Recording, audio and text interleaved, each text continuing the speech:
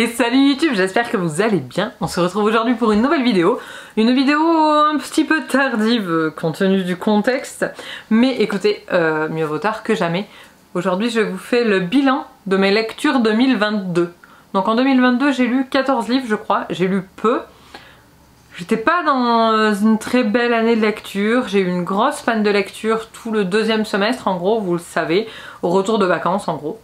Et voilà, mais c'est pas grave, j'ai pris le temps qu'il me fallait pour revenir et aujourd'hui je vous fais une petite vidéo bilan et restez jusqu'au bout, il y a peut-être un petit concours qui vous attend à la fin de cette vidéo. Je vais faire par ordre de préférence, donc vous aurez ma meilleure lecture 2022 à la fin de la vidéo. Et donc on va commencer par ma moins bonne lecture de l'année qui en fait a été un abandon et c'est bien dommage because c'était une lecture commune qu'on faisait chez Mimi d'un livre qui m'avait beaucoup intimidée mais en même temps qui me donnait très envie d'être lu depuis des années et en fait c'est Les Piliers de la Terre de Ken Follett et j'ai même rendu mon audiobook, je me suis arrêtée à là à peu près, page 95, voilà j'ai lu une centaine de pages. J'ai même rendu mon audiobook sur Audible pour en acheter un autre parce que clairement ça ne l'a pas fait avec moi, c'est un abandon à 100 pages. Tout le monde m'a dit oui t'aurais dû continuer parce que le côté what the fuck après il est expliqué etc, mais non, enfin ça l'a pas fait pour moi quoi. Sorry my friend, sorry not for me. Formidable. Il faut que je change la batterie.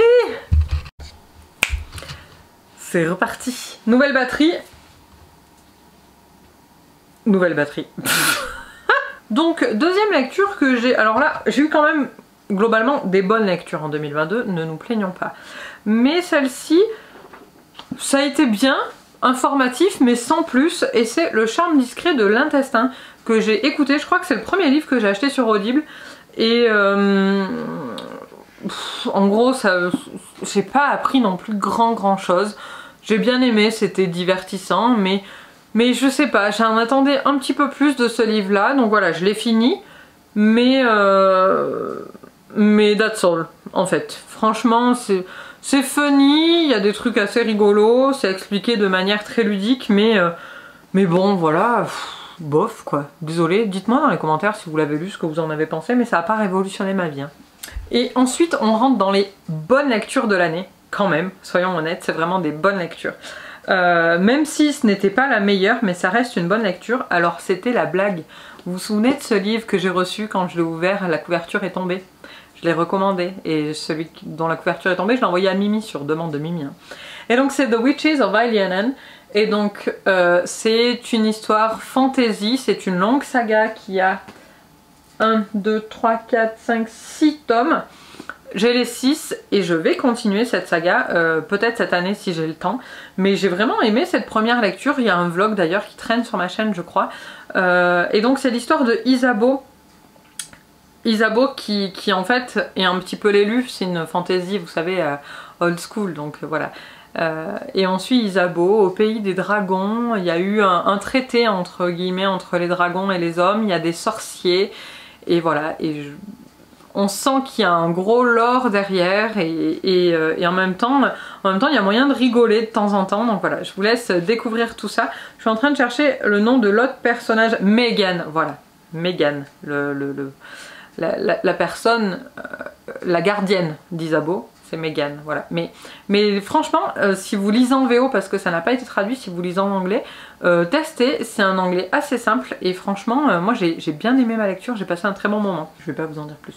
Mais ça n'a pas non plus été ma meilleure lecture de l'année. Alors ensuite, qu'est-ce que... Ça va être dur de départager les amis, soyons honnêtes. Bonne lecture, mais grosse lecture. Ha! Outlander tome 6. Oui, j'ai lu Outlander tome 6. C'est le 6 hein, c'est ça? La neige ascend, oui le 6.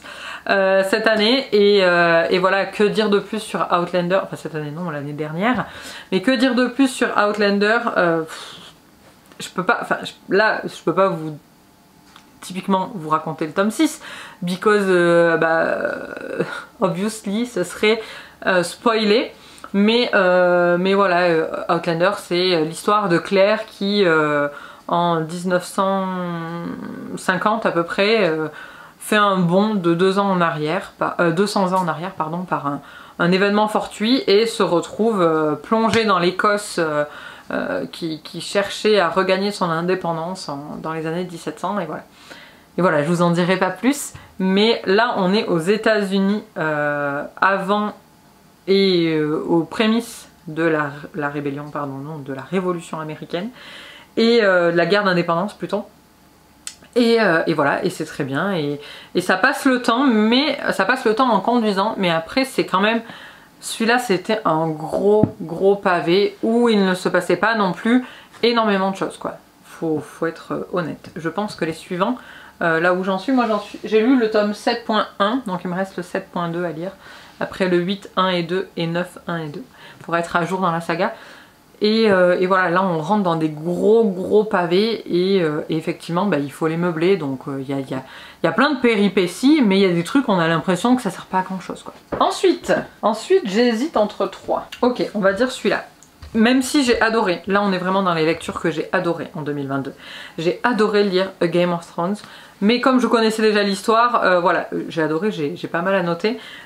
Ça se lit très bien, mais c'est quand même une grosse pavasse, et voilà. Mais j'ai adoré cette histoire, bien sûr nous suivons les enfants Stark dans un monde de dragons, de magie, d'inspiration médiévale, pour celles et ceux qui ne connaissent pas encore A Game of Thrones. Et voilà, et je vais lire la suite, mais j'ai le temps avant que George ne termine sa saga, parce que pour rappel, A Game of Thrones, enfin A Song of Ice and Fire, c'est une saga qui n'est pas terminée. Et Jean-Paul là, il fait un peu, je pense qu'il est en panne d'écriture, clairement. Mais bon, lisez Game of Thrones si vous aimez la fantasy médiévale, enfin d'inspiration médiévale, et un peu hardcore quand même. Il y a un peu de violence, tout ça, trigger warning, viol, violence, un peu tout. Hein. Et c'est adulte, bien sûr. Voilà, mais j'ai beaucoup aimé. Je vais passer ma vidéo à dire j'ai beaucoup aimé, mais en même temps, j'ai beaucoup aimé. Alors, on va classer comme ça, je pense. Ok. J'ai lu, alors je sais plus si c'était pour un marathon de lecture, je suis pas certaine, mais en tout cas j'ai lu la première nouvelle de Unite Me qui est Destroy Me. Donc c'est dans l'univers de Shatter Me. Shatter Me c'est Insaisissable en français je crois, et c'est une dystopie young adulte où en fait on suit le personnage principal de Juliette qui a un toucher létal. Donc Juliette, elle touche quelqu'un, la personne meurt. Oups, c'est un peu dommage. Et donc là dans Destroy Me on suit Warner qui est un des personnages principaux de la saga, entre le tome 1 et le tome 2 de la première trilogie il me semble. Et cette nouvelle m'a quelque peu brisé le cœur, je dois l'admettre. C'était très bien de me replonger dans cette histoire. Il me reste la deuxième à lire qui est du coup Fracture Me, où on suit Adam. Et ensuite je pourrais lire Restore Me. Et après il y a encore une trilogie je crois, ou deux, je sais plus, et des nouvelles. Je sais pas si je continuerai, c'est pas ma priorité du moment, mais je me souviens que j'avais passé un très bon moment de lecture et ça m'avait fait super plaisir de me replonger en fait dans cet univers. Alors, l'année dernière, j'ai lu, ah bah d'ailleurs je l'ai pas annoté mais j'avais corné les pages pour faire les annotations, j'ai lu le tome 2 de Codex Alera de Jim Butcher qui s'appelle Academ's Fury. Et donc Codex Alera c'est une saga de 6 tomes, alors là on est plutôt dans un monde inspiré de l'Empire romain et on suit des Pokémon romains comme dirait Cornelius.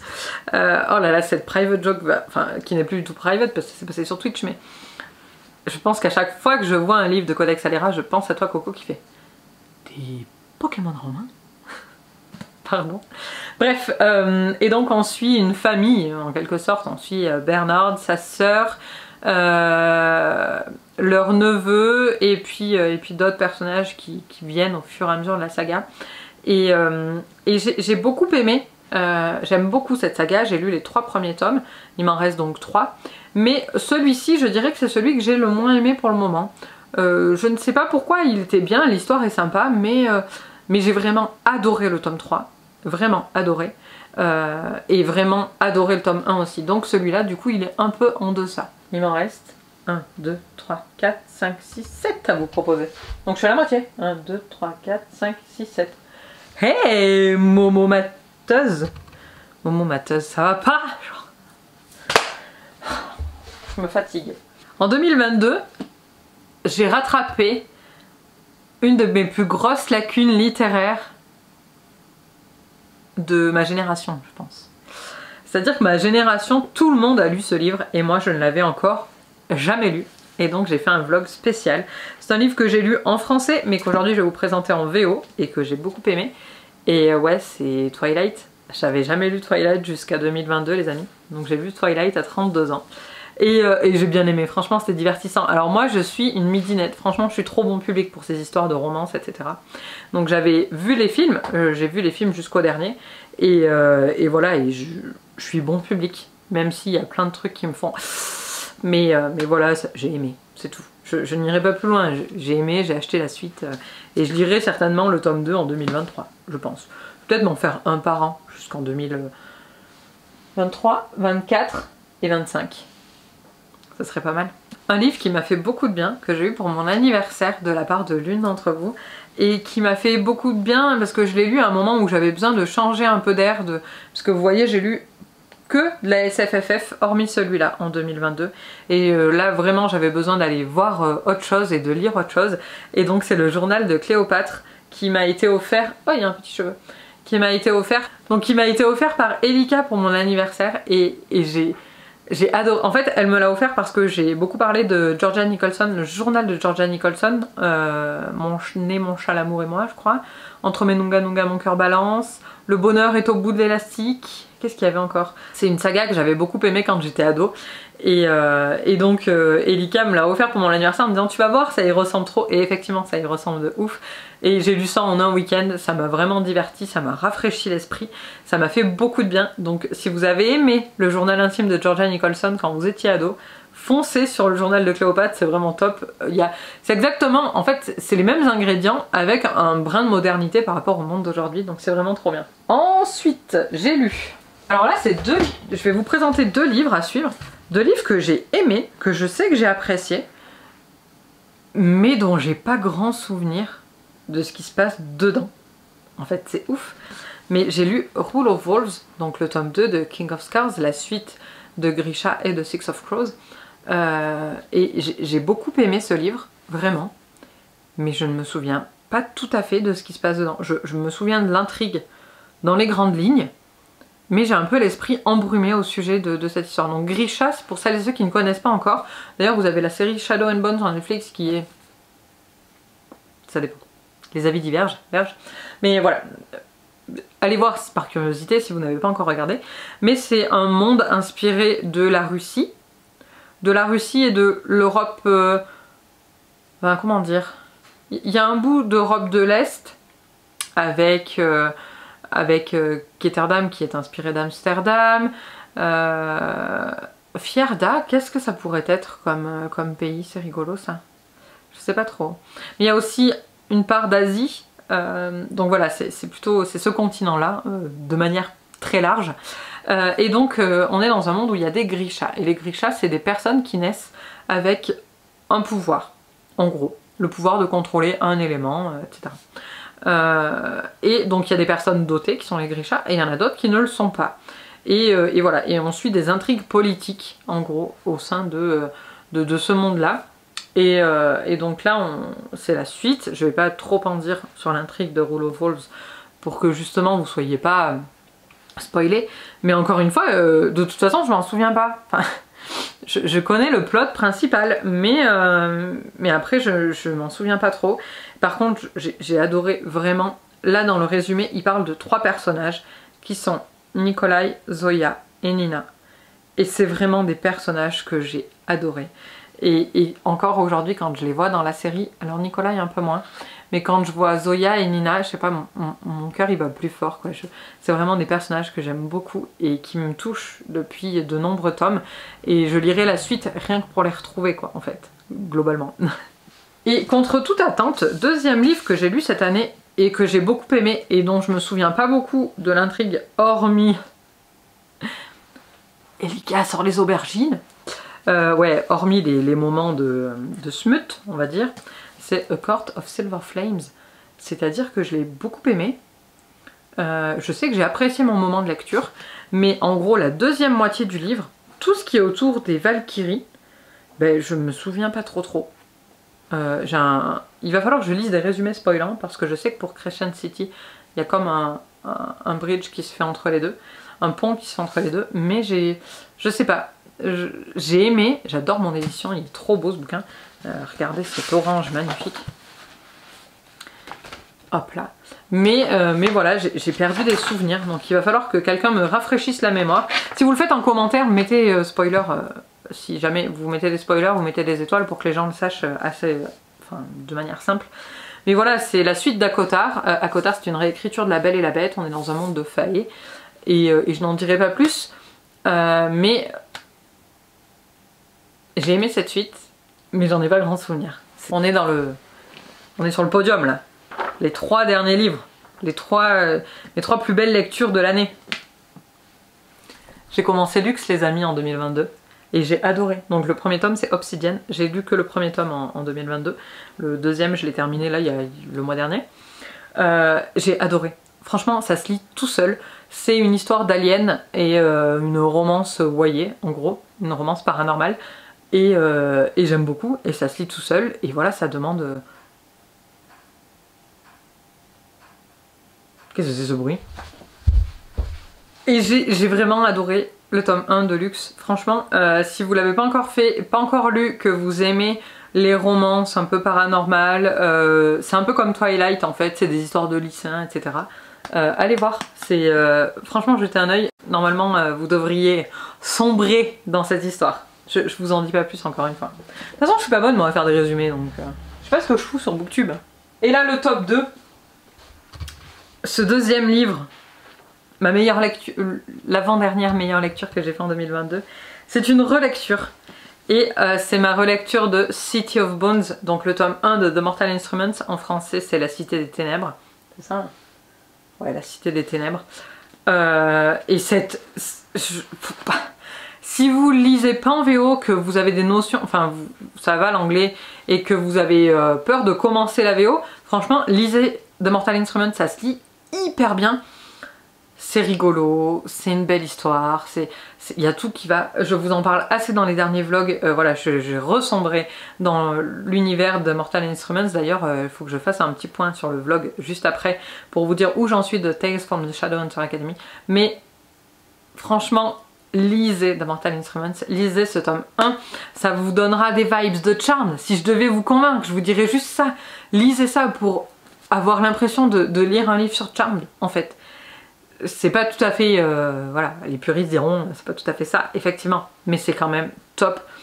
Allez-y, foncez. Et on en reparle dans les commentaires. Vraiment. Et donc on en vient à ma meilleure lecture de 2022. Un livre qui m'a été offert par une amie qui m'est très chère. Et elle me tannait pour que je le lise. Et bon, enfin elle me tannait, non c'est pas vrai. Disons qu'elle me l'a offert en me disant... Il va te plaire, j'en suis persuadée, et moi j'ai fait un peu traîner. Et en fait j'aurais dû le lire avant parce que vraiment j'adore cette série. J'en suis à la moitié comme je vous l'ai dit tout à l'heure et je compte la terminer cette année. Et bien sûr c'est le tome 1 de Codex Alera, Furies of Calderon, donc de Jim Butcher. Et merci Camelot Magicadou de m'avoir offert ce livre. Je l'aime d'amour, j'ai adoré le lire. Alors il a noté qu'au début parce que je l'ai fini en audiobook. Sur la route parce que je n'en pouvais plus d'attendre, d'avoir du temps pour lire, me poser et lire un livre papier. Et donc je l'ai pris sur Audible. D'ailleurs j'ai imprimé la carte. Parce qu'en fait il n'y a pas la carte dans ce tome 1. Donc je l'ai imprimé, je l'ai téléchargé sur les internets et je l'ai imprimé. Et voilà, si ce n'est pas déjà fait, lisez Codex Alera de Jim Butcher. C'est vraiment génial. C'est inspiration, voilà, centurion romain. Il y a de la magie où on contrôle des éléments. Eau, air, feu. On peut guérir les gens, voilà, il y a des violences, il y a des intrigues politiques, il y a de l'amour, il y a tout ce qu'il faut dans ces livres. Il y a de l'humour, putain, il y a de l'humour. Vraiment, j'ai adoré ma lecture. Et d'ailleurs, quand j'ai commandé la suite, je ne pouvais prendre que des box sets parce qu'il n'existait pas dans cette édition All Alone. Et donc, j'ai pris le box set et je me retrouve avec le tome 1 en double. Donc j'ai décidé de vous l'offrir et de l'offrir à l'un ou l'une d'entre vous. Alors je vais vous le faire gagner en concours. Et pour participer, vous avez 2 semaines à compter de la date de publication de cette vidéo. 2 semaines soit 14 jours, point. Le concours se terminera au 14e jour à minuit. Vous mettez dans les commentaires votre meilleure lecture de 2022 et je participe. Et voilà, je tirerai au sort dans 14 jours l'heureux ou l'heureuse gagnante de ce tome 1 de Codex Alera en VO, mais ça se lit vraiment très bien en VO. Bien sûr, pardon les amis, mais ce concours n'est ouvert qu'à la France métropolitaine parce que sinon c'est compliqué pour l'expédition. Voilà, j'ai trop hâte. J'ai trop hâte que l'un ou l'une d'entre vous le gagne et puisse le lire, et je suivrai cette lecture avec vraiment beaucoup d'attention. Voilà, donc allez-y, à vos commentaires et tentez de remporter ce tome 1. Et moi je garde celui que Kaamelott m'a offert. En plus j'ai cassé le dos de celui que Kaamelott m'a offert, donc vous voyez, ils sont pas tout à fait les deux mêmes. Le 9, le mien. J'espère que ce concours vous met en joie. Quoi qu'il en soit, moi je vous dis à très bientôt dans un nouveau vlog. On va faire du crochet et de la lecture, j'espère que ça vous plaira. Et puis à très vite, abonnez-vous pour voir le prochain vlog si vous ne pouvez plus attendre de voir ma petite face sur votre écran. Allez, des bisous, salut. Est-ce que... Waouh. On va enlever avant que ça tombe. Hop là. Allez, salut.